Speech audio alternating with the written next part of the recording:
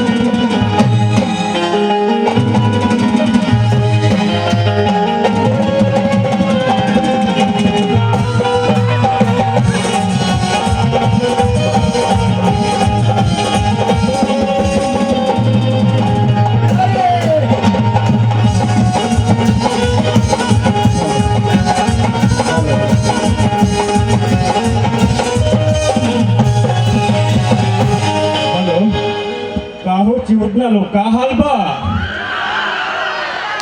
आवाज लेके आवत है भाई। आवाज करने वाले भैया ये लोग हो, पूछा हाल चाल देखा भाई।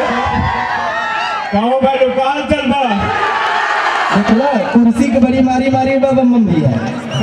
हाँ अच्छा, बोले एक बार जोर से बोलो हारे हारे।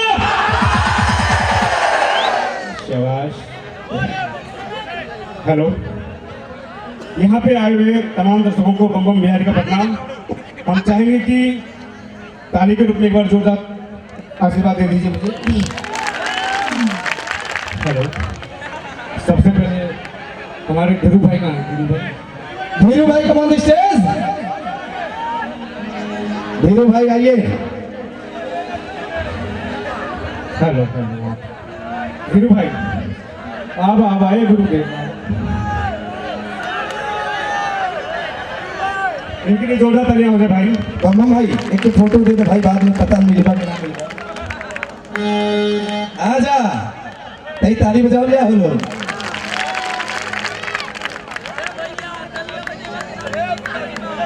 रंगारंग होगी एकदम चाप के। हेलो हेलो, खचक खचक खींचा मेमोरी भर गई भाई। आज हम लोग के बीच में दिनेश पाल जी, कंपनी इंडस्ट्री के मालिक आज विराजमान है। जरा एक बार जोरदार ताली उनके लिए।